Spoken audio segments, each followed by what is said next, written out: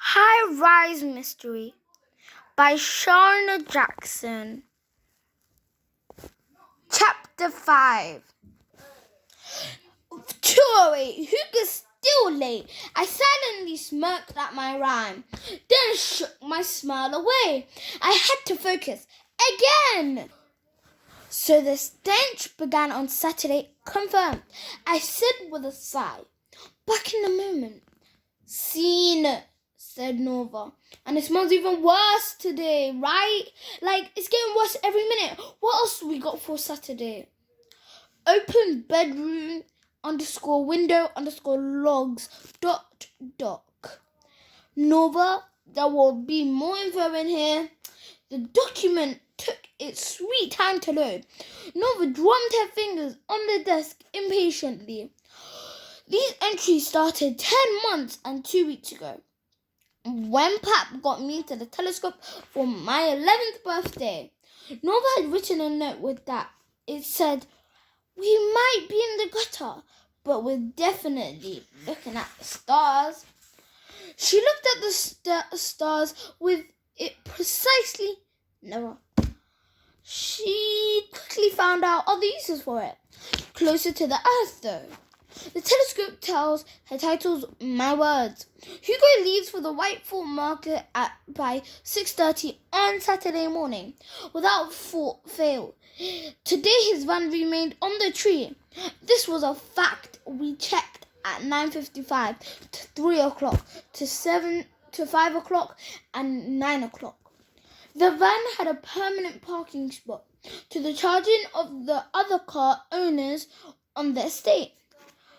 At the entrance to Better Buy, blocking the view, we know that Mark normally appears at approximately 10 o'clock to get milk, full fat, 4 pence, and a magazine about celebrities for his mother, and a cream for his spot. Today we couldn't see him. Nova was disappointed and looked detected until 10:13, when she left to walk Ringo. That's a Mark Walker, 16. That's Mark Walker, 16. Young, dull, broke. Nova is convinced they're endgame, whatever that means, and will live together on this tree within the next 10 years. To Nova, Mark is mysterious and strong. To me, he's basic and she easily impressed. He works with Pap evenings, weekends, and during the holidays. He needs the money. He's more of a hindrance than help, according to Pap. But Nova thinks Pap has blessed to spend on his time with him. Nova was also thirsty at 2:12 on the door. I was too. But I was mostly scared. Hugo, come on, please. I made a quick list of other things I liked about Hugo. The glasses he wore on a chain, the way he peered over them when he was making a point, his rings on one finger. A gaudy but great. At 2:13, Nova stared straight ahead at Barry's burn. She smiled slightly, but I didn't know why. 0% of the situation was amusing to me. None of it. She glanced at her phone. 2 minutes until the deadline, she said with a horrid... 2 minutes until the deadline, she said with a horrid chuckle. At the stroke of 2:14, I reached for Nova's hand. She scattered away. Don't be ridiculous, she muttered. 2:15. My heart sank. Time's up, Nova. Time's up, Nova said. Let's go. Chapter 6. Nova pushed the table away from us with both hands, stood to the attention and announced loudly to no one. Alexander's out. Bozos! Summoning me to join her with her eyes. Nova tossed her braids over her shoulder and turned on her heel. She stomped out of the hub, busting through the double doors, letting them swing back into my face. Welcome to life. I followed her into the searing heat on the tree. TRI. I despise the sun. Hate it. It's undoubtedly my least favorite celestial body.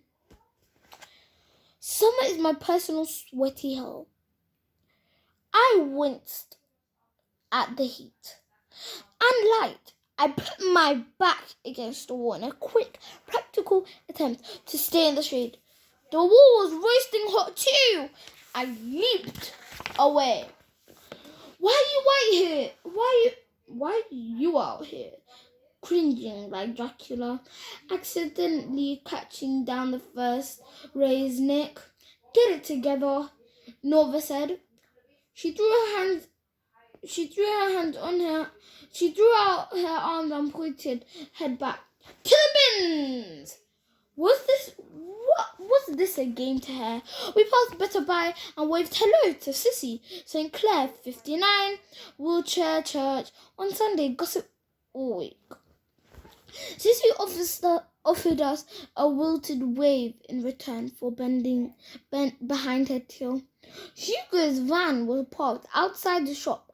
I noticed it immediately, naturally, but Nova slapped me on the back and used two fingers to point at the van, and her eyes repeatedly to ensure I saw it.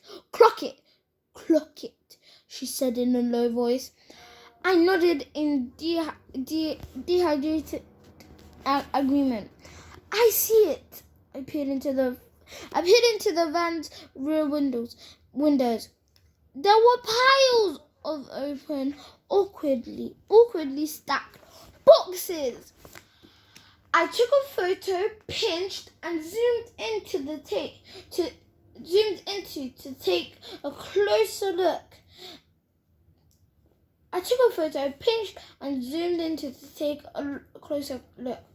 Jump to me, Antiquus to Hugo. Nova shouted to Sissy from the doorway, her hands on her hips. You seen Hugo, sis? Sissy shook her head. No, gals, not since the meeting. What time? I asked, stepping away from the van. I pulled out my phone and opened tree_dots.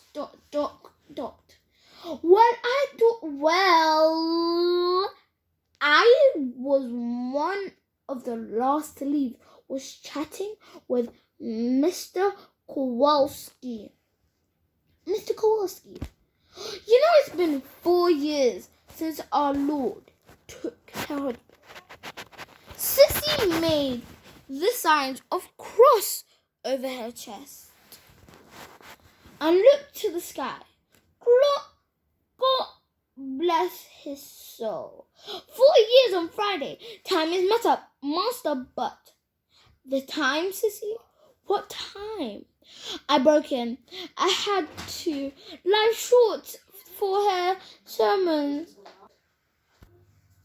That will be it.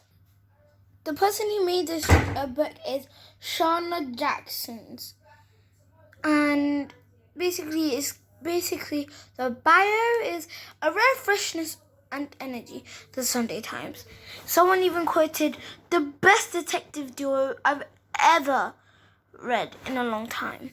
So shout out to them who actually made this book, because I love this book. It's amazingly amazing. So High Rise Mystery, it's a great book. Thank you for you guys who's coming back to school and keeping safe, social distancing and being in bubbles. Thank you so much. Bye-bye.